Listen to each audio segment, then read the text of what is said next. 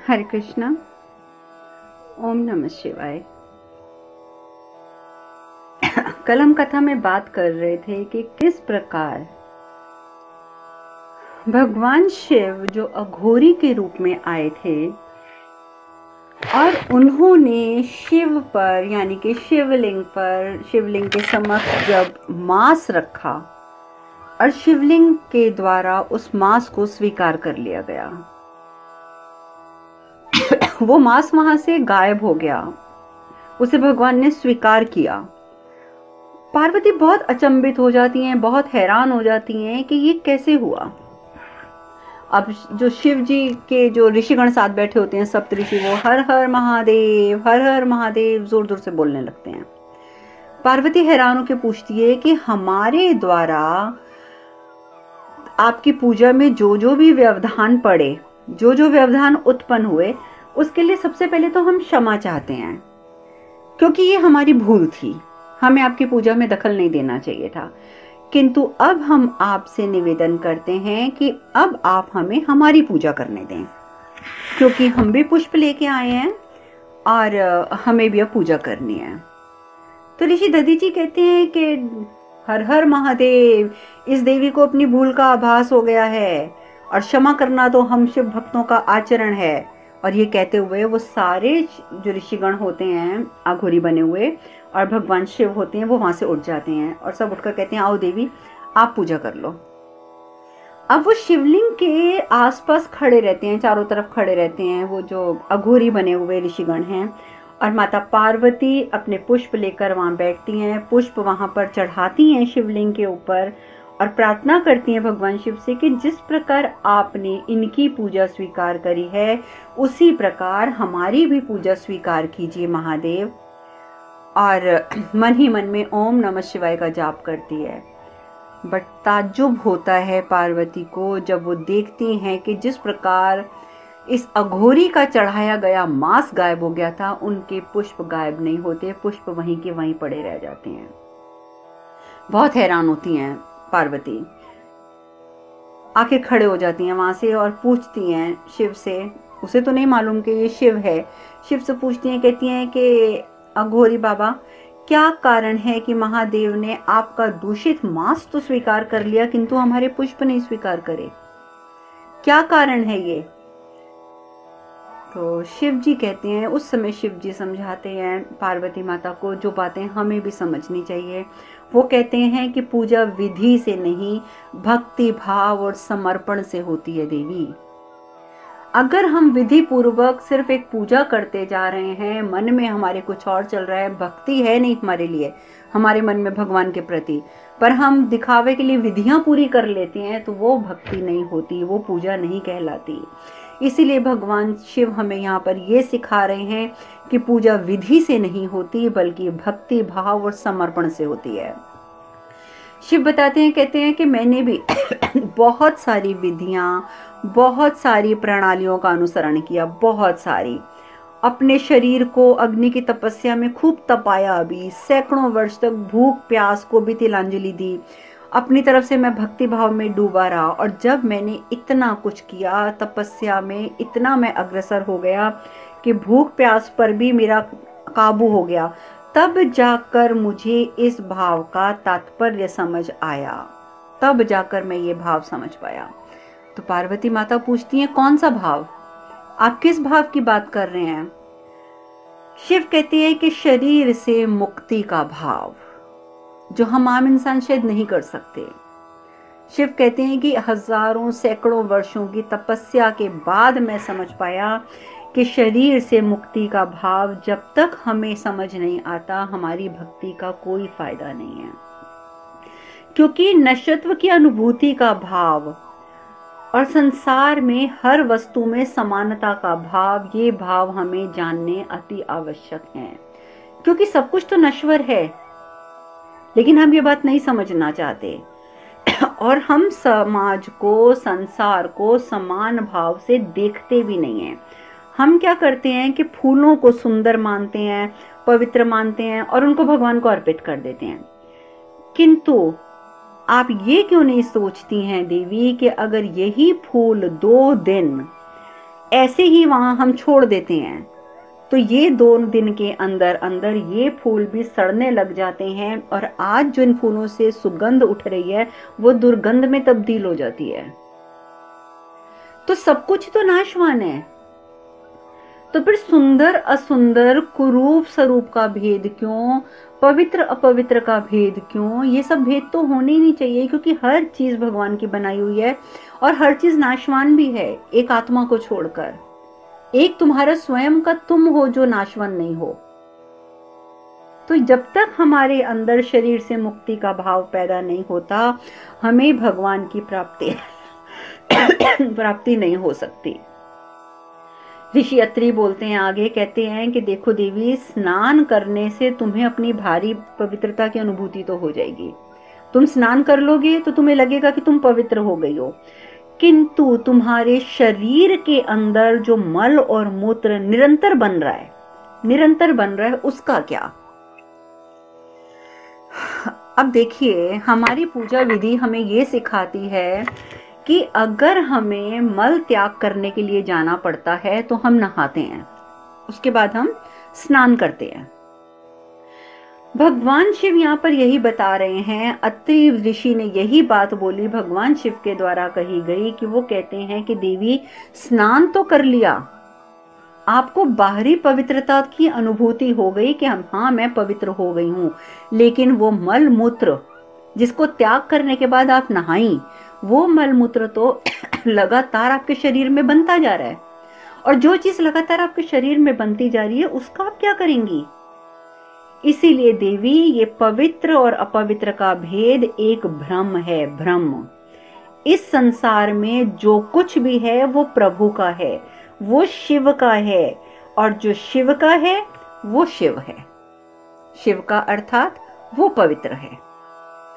हर चीज अगर भगवान की बनाई हुई है तो वो हर चीज शिव है, यानी कि पवित्र है। तो फिर पवित्र अपवित्र का भेद क्यों? लेकिन यहां पर मैं विराम लेकर, कथा में विराम लेकर आप लोगों के साथ एक बात कहना चाहूंगी कि ये बातें हमारे समझने की हैं। हमें इन बातों के सिर्फ शब्दों की ओर ना जाकर इन बातों का भाव समझना है। इन बातों के भाव की ओर आप ध्यान दीजिए। अगर पवित्र अपवित्र के भेद की यहाँ पर चर्चा हो रही है तो इसका तात्पर्य ये नहीं है कि आप जानवरों को मारकर खाएं तो वो पवित्र हो जाएंगी, नहीं, क्योंकि वो हिंसा का भाव आ जाएगा उसके अंदर। आप जब किसी पवित्र चीज को नहीं, जीवित चीज को अगर आप उसकी हत्या करते हैं, निर्ममता दिखाते हैं, तो वो हिंसा का भाग बन जाता है। तो वो जब चीज हिंसा में परिवर्तित हो जाती है तो वो आपका सत्कर्म नहीं रहता, इतना याद रखिएगा। एक जीव को मार कर, देखिए भगवान ने जीवों का भक्षण करने के लिए बनाया है, लेकिन जानवरों को, इसीलिए हमारे और उनके दांतों में, हमारे और उनकी आंतों में, हमारी और उनकी पाचन शक्ति एकदम फर्क होती है। कुछ जानवर भी भगवान ने ऐसे बनाए हैं जो मांस नहीं खाते, जो दूसरे जीवों को मार के नहीं खाते, उनके दांत भी हमारी तरह होते हैं, सपाट दांत। और भगवान ने जिन जानवरों को बनाया है दूसरे जानवरों का भक्षण करने के लिए, ताकि संतुलन बना रहे प्रकृति का, तो भगवान ने प्रकृति का संतुलन बनाए रखने के लिए कुछ जीवों को बनाया है जो दूसरे जीवों का भक्षण करते हैं। पर भगवान ने जीवों को, जानवरों को बनाया है। हम इंसानों को इसलिए नहीं बनाया कि हम जानवरों का भक्षण करें। यदि हम भक्षण करते हैं तो ये हमारी विधि प्रणाली के अनुरूप नहीं है, अनुकूल नहीं है। वो हम गलत कार्य करते हैं, जो कि एक अपवित्र कार्य है, जो कि एक हिंसात्मक कार्य है, जिसका कि हमें फल भुगतना पड़ेगा। तो पवित्र अपवित्र का भेद इसलिए सिखाया गया है कि कई लोग कहते हैं आप बिना नहाए पूजा नहीं कर सकते। ठीक है, शरीर की स्वच्छता बहुत मायने रखती है, लेकिन भगवान को आपके शरीर की स्वच्छता से कोई लेना देना नहीं है। भगवान तो आपके अंतरात्मा तक देख रहे हैं, आपके शरीर के अंदर तक देख रहे हैं। आप ऊपर से स्वच्छ हो भी गए, लेकिन अंदर लगातार बनने वाला मल मूत्र तो आपके शरीर के अंदर ही स्थापित है, उसे तो आप साफ नहीं कर पाए नहाने से। इसलिए शरीर की पवित्रता के साथ साथ जब तक मन की पवित्रता नहीं होगी, मन में शुद्धता नहीं आएगी, तब तक उस स्नान का कोई फायदा नहीं है। आप ऊपर से तो स्नान कर लें दूसरी, और आप हिंसात्मक भावनाएं रखें सबके प्रति, तो उस पवित्रता का कोई फायदा नहीं होगा, कोई भी फायदा नहीं होगा। तो यहाँ पर भगवान शिव के द्वारा यही बात समझाई जा रही है कि आप पवित्र अपवित्र का भेद करके इस भ्रम में मत पड़ें। भगवान को आप कुछ भी अर्पित करते हैं और एक भक्ति भाव से करते हैं तो भगवान उसे स्वीकार करता है, क्योंकि भगवान की नजर में कुछ भी पवित्र अपवित्र नहीं है। ठीक है, पूजा प्रणाली होती है, पूजा विधि होती है, हमें उसका अनुसरण करना भी चाहिए। मैं ये नहीं कहती कि नहीं करना चाहिए, मैं कभी नहीं कहूंगी आपको कि आप भगवान को अशुद्ध चीजें चढ़ाएं, लेकिन अगर आपका पास भक्ति भाव है और उस समय आपके पास जो भी है उसे भगवान स्वीकार करते हैं। यही कारण है कि भगवान राम ने भी तो शबरी के जूठे बेर स्वीकार किए थे, क्योंकि भगवान ने भक्ति भाव देखा था शबरी का। तो यानी कि भगवान का कहने का, समझाने का तात्पर्य ये है कि जो पूजा होती है वो विधि से नहीं, वो भक्ति भाव और समर्पण से होती है। और जब तक आपके अंदर भक्ति भाव और समर्पण नहीं आएगा तब तक आपकी पूजा सफल नहीं होगी। पार्वती ये बातें सुनकर बहुत प्रसन्न होती हैं। पार्वती कहती हैं कि आज हमें सत्य का परम ज्ञान प्राप्त हुआ है, अब हमें इस शरीर भाव से मुक्त होना ही होगा। और वो यहाँ तक कहती हैं, हाथ जोड़कर हमें ज्ञान देने वाले गुरुदेव, हमें आशीर्वाद दीजिए कि हम अपने लक्ष्य को प्राप्त कर सकें, जाने अनजाने में ही सही। लेकिन पार्वती माँ ने शिव से आशीर्वाद मांग लिया। और वो क्या करती हैं, उन्होंने जब वो अपना घर छोड़ा था, अपना महल छोड़ा था, तो वो पूरी आभूषणों से लदी हुई थी। उन्होंने अपने शरीर के सारे आभूषण उसी समय उतारे, भगवान शिव के चरणों में रख दिए, उनको चरण स्पर्श किया, उनका आशीर्वाद लिया। और भगवान शिव ने दधीचि ऋषि को इशारा किया, तो दधीचि ऋषि ने एक साध्वी की साड़ी पार्वती को दी और कहा कि देवी इसे ग्रहण कीजिए और जाकर आप अपनी तपस्या कीजिए। और इस प्रकार से पार्वती माँ ने शिव जी का चरण स्पर्श करके उनका आशीर्वाद लिया, वो साड़ी ली और शिवलिंग उठाया और वहां से चल पड़ी। भगवान शिव कहते हैं जैसे वो जाती हैं तो सब अपने असली रूप में आ जाते हैं, सभी ऋषिगण भी, भगवान शिव भी। शिव कहते हैं उत्तम, अति उत्तम पार्वती, अति उत्तम, अति उत्तम। अनुभव से सहज ज्ञान प्राप्त करना तुम्हारा स्वभाव है पार्वती। आज तुमने नश्वरता और समानता का ज्ञान तो पा लिया, इसके साथ साथ तुमने सुंदर और कुरूप का भेद भी मन से मिटा दिया। मैं इतना समझ गया हूं पार्वती कि अब तुम्हारे चरण बहुत ही तीव्रता से तुम्हारे लक्ष्य की ओर बढ़ रहे हैं। वो जब अपने चरणों में पड़े हुए गहने देखते हैं तो गहने देके वो ऋषि दधीचि को कहते हैं कि ऋषि दधीचि इन गहनों को एकत्र कर लीजिए। जब पार्वती अपनी तपस्या पूरी करके लौटेंगी तब उन्हें ये गहने आप वापस कर दीजिएगा। और ऋषि दधीचि खुश होकर वो सारे गहने जो थे वो उठाकर एक पोटली में बांध लेते हैं कि जब पार्वती तपस्या करके आएंगी तो मैं उन्हें लौटाऊंगा। उधर दूसरी ओर स्वर्ग लोक में मैंने आपको बताया कि बृहस्पति जी ने, गुरु बृहस्पति ने इंद्रलोक का यानी कि स्वर्ग लोक का त्याग कर दिया। उन्हें ये लगा कि इंद्रदेव अपनी मस्ती में डूबे रहते हैं, ना उन्हें गुरु के आदर की कोई चिंता है, ना उन्हें गुरु के कथन की कोई चिंता है, ना वो उनके कथन को स्वीकार करते हैं। तो ऐसे राज्य में, ऐसे साम्राज्य में रहने का क्या फायदा जहां गुरु की ही इज्जत ना हो। ये सब कुछ सोचकर बृहस्पति महाराज ने त्याग कर दिया था स्वर्गलोक का। इंद्र अब सोच में पड़े हुए अकेले कि बृहस्पति जी तो चले गए, इंद्र में घमंड बहुत है, लेकिन अंदर ही अंदर वो थोड़े से चिंतित हैं, थोड़े से कि अब क्या होगा। इधर गंगा आती हैं। गंगा आकर बोलती हैं कि हम आपकी व्याकुलता समझते हैं इंद्रदेव, क्योंकि गुरु के अपमान से विवेक को क्षति पहुंचती है और आपके विवेक को क्षति पहुंच चुकी है। इंद्र कहते हैं कि तुम गलत कह रही हो गंगा। अगर वो मेरे गुरुदेव हैं तो वो मेरे गुरुदेव ये बात भूल रहे थे कि वो मेरे गुरुदेव इसलिए हैं, वो सारे देवताओं के देवगुरु इसलिए हैं क्योंकि हमने उन्हें देवगुरु बनाया है। हमने इस पद को ठुकराकर उन्होंने हमारा भी अपमान किया है। अगर हम राजा ना होते तो वो गुरुदेव, वो देवों के गुरु कैसे बनते? देखिए अभी भी कितना घमंड है इंद्र की बातों में। गंगा कहती हैं कि क्रोध के कारण आपका निर्णय अस्थिर हो चुका है देवराज, अस्थिर। किंतु ज्ञात रहे इंद्रदेव कि अगर स्वर्ग पर देवताओं का आधिपत्य है तो सिर्फ और सिर्फ गुरु बृहस्पति की कूटनीति और उनकी गूढ़ युद्ध नीति के कारण। और इसीलिए मैं आपको समझाने आई हूं देवेंद्र कि आप शीघ्र उनसे क्षमा मांग लें, उन्हें वापस बुला लें, अन्यथा स्वर्ग लोक की रक्षा करना आपके लिए कदापि संभव नहीं होगा, कदापि नहीं। इंद्र को बड़ा क्रोध आता है। इंद्र कहते हैं तुम भूल रही हो कि स्वर्ग के स्वामी हम हैं, देवताओं के राजा हम हैं, और यदि तुम्हें हमसे ज्यादा विश्वास उस बृहस्पति पर है ना, और यदि तुम्हें भय है कि बृहस्पति के अभाव में स्वर्ग नहीं रहेगा, तो तुम अपनी ये मूर्खता लेकर यहां से जा सकती हो, यहां से चली जाओ। और बताइए इंद्रदेव गंगा को वहां से जाने के लिए कह देते हैं। गंगा भी कहती हैं कि जहां पर गुरु का सम्मान ना हो वहां तो गंगा, लक्ष्मी, सरस्वती किसी का कोई स्थान वैसे ही नहीं होता इंद्रदेव।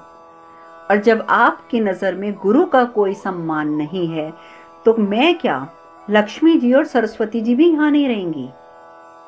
कोई भी देवी, देखिए 3 देवियां प्रमुख हैं जो लक्ष्मी, सरस्वती और पार्वती, ये तीनों देवियां वहीं पर रहती हैं जहां गुरु का मान सम्मान किया जाता है। जहां गुरु के ऊपर आप गलत दृष्टि डालेंगे, जहां आप गुरु का अपमान करेंगे, वहां पर कभी भी ये तीनों देवियां नहीं स्थिर रहती हैं। तो गंगा कहती हैं कि वो देवियां भी अब यहाँ नहीं रहेंगी, इसलिए मैं अब ब्रह्मलोक लौट रही हूँ। और आप देखते जाइए इंद्रदेव, धीरे धीरे ये सभी देवता स्वर्गलोक का बहिष्कार कर देंगे, कोई नहीं रहेगा आपके पास, और आप अपने इस स्वर्गलोक में अकेले रह जाएंगे, अकेले। इतना याद रखिएगा इंद्रदेव कि जीवन बीत जाता है अच्छे गुरु की खोज में, और तब भी सबको गुरु की प्राप्ति नहीं होती है। और ये तो सबकी किस्मत की बात होती भी नहीं है कि उन्हें गुरु प्राप्त हो जाए। ये तो आपकी अच्छी किस्मत है जो आपको बृहस्पति जैसे गुरु मिले, परंतु आप नहीं समझ सके और आपने सर्वोत्तम गुरु का अपमान करके उन्हें जाने दिया, क्योंकि बृहस्पति गुरु सर्वोत्तम गुरु हैं। अभी भी जब हम बृहस्पति के दिन जो है वो गुरुवार कहलाता है, वो गुरु का वार इसलिए कहलाता है, हम गुरुओं की भी पूजा उस दिन करते हैं और बृहस्पति देव की पूजा हम उस दिन करते हैं ताकि हमें गुरु का आशीर्वाद प्राप्त हुआ रहे। तो गंगा कहती हैं कि आपने तो सर्वोत्तम गुरु को जाने दिया उनका अपमान करके, और मुझे तो हैरानगी इस बात की हो रही है कि उसके बावजूद आप में कोई पश्चाताप नहीं है, गलती का कोई पश्चाताप नहीं है। हद है इंद्रदेव आपकी, हद। और वो वहां से चली जाती हैं, गंगा वहां से चली जाती हैं। और उधर ताड़कासुर को भी पता चल गया है कि बृहस्पति चले गए हैं। वो भी अपने सैनिकों को बोल देता है कि चलो चलो अब तो तुम युद्ध की तैयारी शुरू करो, क्योंकि अब बृहस्पति नहीं है, इंद्रलोक में। अब इंद्रलोक को हमसे कोई नहीं बचा सकता, युद्ध की तैयारी करो। उधर पार्वती गुफा की ओर चलती जाती हैं। बिल्कुल उन्होंने साध्वी का रूप धारण कर लिया, जो साड़ी दी थी भगवान शिव के द्वारा दी गई थी वो साड़ी पहन ली, गहने भी वो उतार चुकी हैं। साध्वी के रूप में हाथों में शिवलिंग लिए वो जिस प्रकार से अपनी गुफा में प्रवेश करती हैं, अमरनाथ की गुफा में, शिव भगवान भी उसे देखकर इतना प्रसन्न हो जाते हैं कि मेरे पास खुद के पास शब्द नहीं है कि मैं कैसे आप लोगों को विस्तार से समझाऊं कि शिव किस प्रकार से प्रसन्न होते हैं। अब पार्वती माता शिवलिंग अपना वहीं पे रखती हैं, मिट्टी का शिवलिंग जो भगवान विष्णु ने बनाया था वो वहां रखकर उसके बाद वो बर्फ का, क्योंकि गुफा के अंदर बर्फ है, उस बर्फ का बड़ा सा शिवलिंग बनाती हैं। इतना ऊंचा शिवलिंग बनाती हैं और शिवलिंग बर्फ से बनाते बनाते कहती हैं कि हे महादेव, बेशक आप हमारे समक्ष नहीं हैं, परंतु आपकी छवि हमारे हृदय में बसी हुई है और इस स्थान से जुड़ी हुई स्मृतियों को हम साक्षी बनाकर अब अपनी तपस्या आरंभ करेंगे। क्योंकि पार्वती पहले भी इस गुफा में आई थी ना, कितनी बार आई हैं वो तो, और जो सबसे पहले आई थी जब उन्होंने शिव तपस्या में थे और उस समय शिव की तपस्या के समय उन्होंने शिव की जो सेवा करती थी उन्हें वो हर एक क्षण याद है। इसीलिए वो कहती हैं कि मैं अपनी उन्हीं स्मृतियों को साक्षी बनाकर अपनी तपस्या का अब शुभारंभ करूंगी। और जैसे ही पार्वती ये शब्द कहती हैं, उधर शिव कहते हैं पार्वती, तुम्हारी तपस्या के पश्चात ये स्थान हमारी तपस्या के लिए जाना जाएगा। अब देखिए, तपस्या इस समय पार्वती जी कर रही हैं, लेकिन वो स्थान यानी कि अमरनाथ की गुफा जानी जाती है शिव और पार्वती की तपस्या के लिए, क्योंकि पहले तो वहां पर शिव ने तपस्या करी थी और अब पार्वती कर रही हैं। इसीलिए भगवान शिव कहते हैं कि तुम्हारी तपस्या पूर्ण होने के पश्चात ये गुफा, ये स्थान हमारे तपश्चर्य के लिए प्रसिद्ध होगी, हमारे तपश्चर्य के लिए जानी जाएगी और समस्त भक्त जनों के लिए ये स्थान पुण्य भूमि कहलाएगा, तीर्थ कहलाएगा। और आज अमरनाथ हमारा एक बहुत बड़ा तीर्थ है, ये तो आप सब भी जानते हैं। अब आगे किस प्रकार से पार्वती माँ तपस्या करेंगी, कैसे पूर्ण करेंगी, ये सब चर्चा हम कल करेंगे। आज हम कथा में यहीं विश्राम लेते हैं। हरे कृष्ण कृष्ण कृष्ण हरे हरे, हरे राम राम राम हरे हरे। आप सब खुश रहें, सुखी रहें, स्वस्थ रहें। हरे कृष्णा। ओम नमः शिवाय, ओम नमः शिवाय, ओम नमः शिवाय। शिवोहम शिवोहम शिवोहम।